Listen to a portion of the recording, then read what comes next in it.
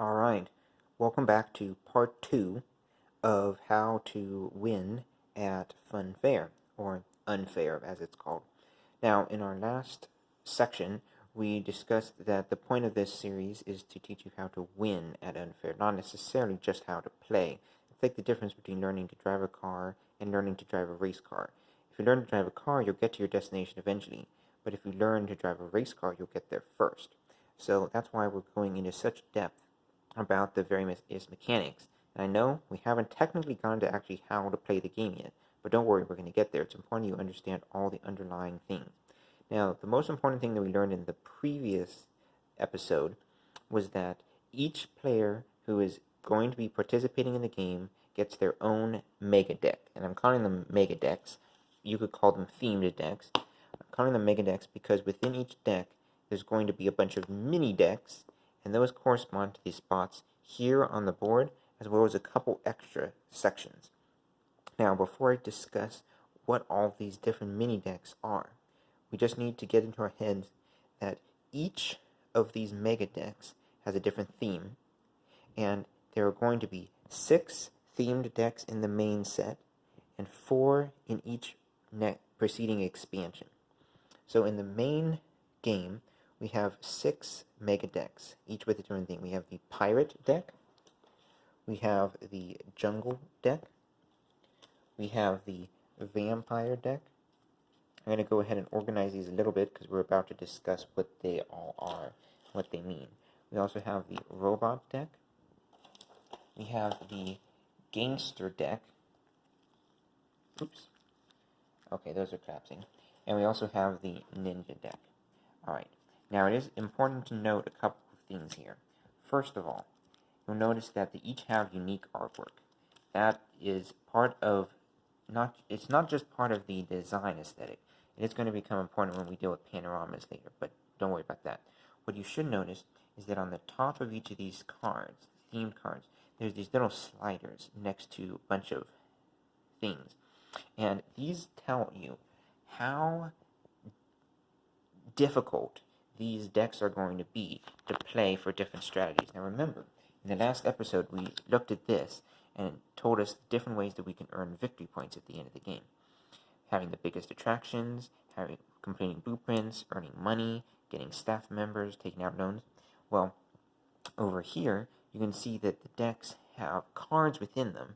These mega decks have cards that help support different strategies. For example, with the gangster, it's not going to be very helpful because it only has a rating of 2 for building big attractions or completing blueprints, but it's going to earn you a lot of money, and you're going to be able to do a lot of stuff to attack your opponents.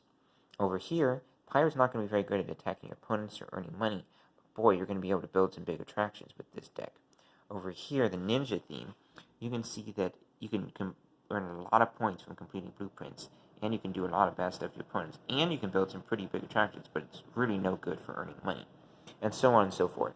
So, the first thing is that at the beginning of the game, as each player is choosing their deck, you're going to want to choose the deck that matches your chosen strategy for winning, right?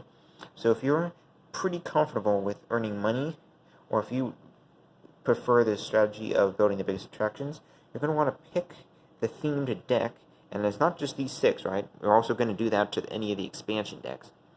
You're going to want to pick the one that supports your chosen strategy of how to win. So if you really care about having big attractions, you're probably going to choose Robot because, look, it minimizes all the other ones, and it gives you attraction size as the main strategy. So that's the first thing to do, right? So let's say we're playing a one-player game, which I know that doesn't really exist, but let's just go with it. Say I want to do Robot. Go ahead and do this.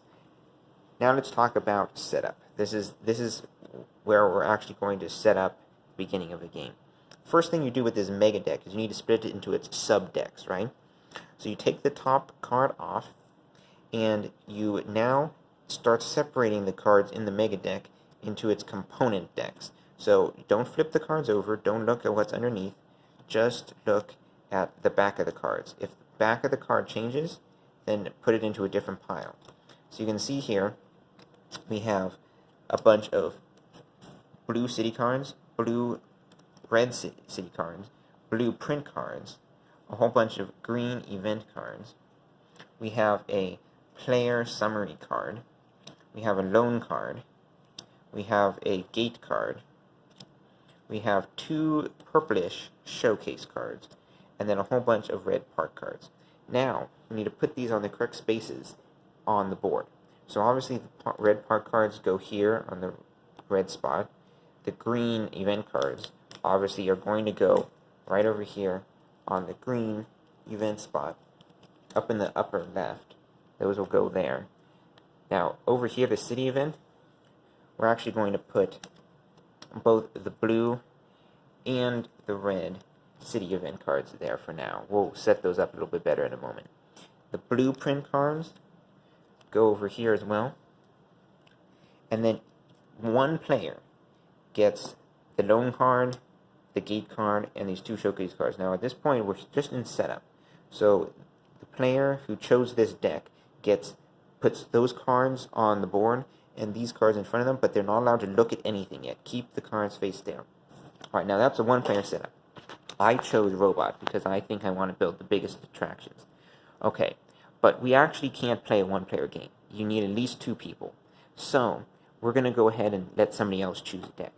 And in this case, someone else also wants to get a lot of huge attraction. So they're going to play with the pirate deck.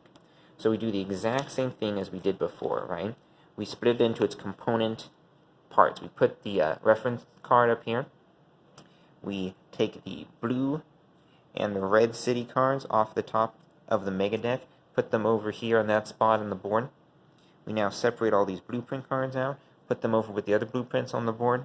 We separate the green cards out, put them over with the other event cards on the board, right over there.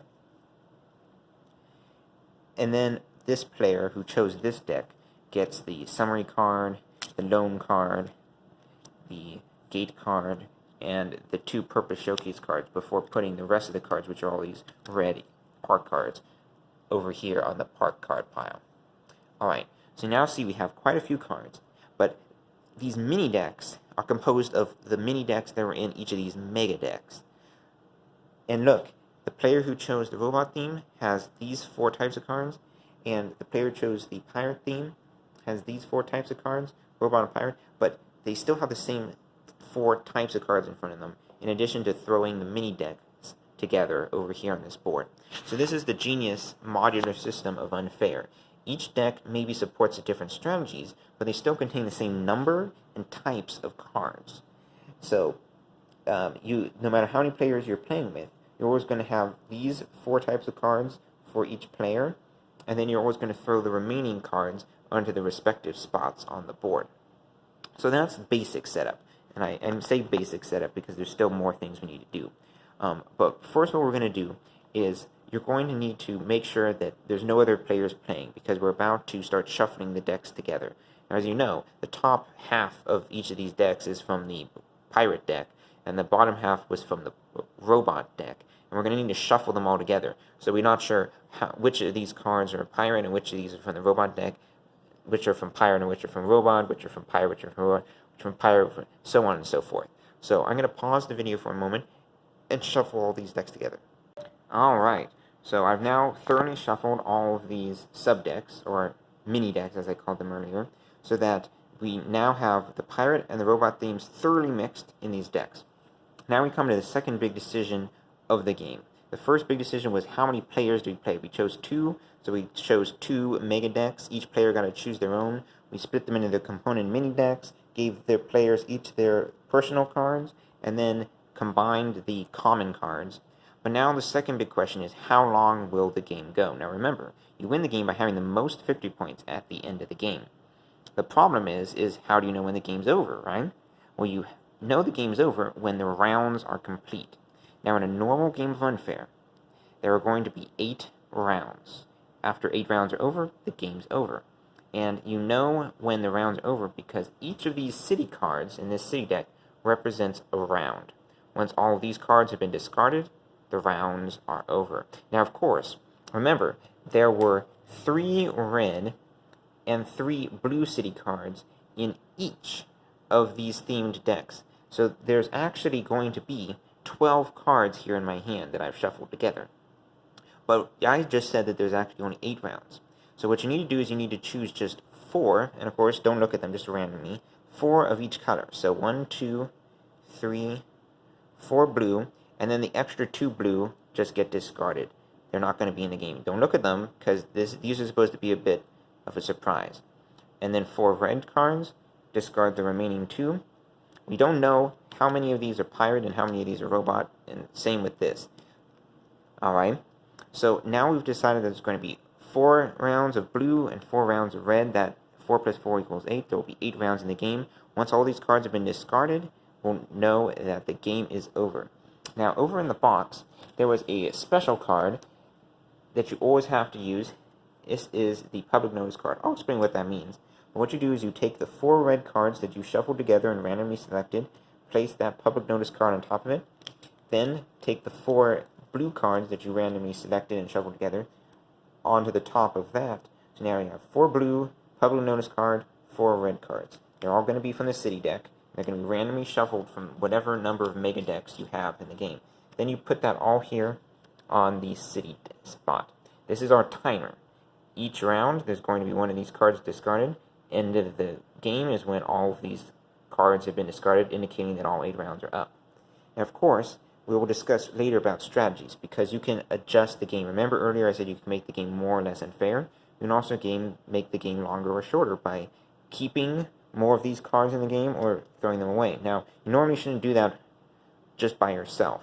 There's ways of doing it officially, and I'll explain those later. But for now, we're going to go ahead and just rest with these mini decks all sorted, and each player having their own personal cards from the decks that they selected. Now, you should notice that these, despite coming from different decks, these 2 scoring summary cards, round summary cards, are the same.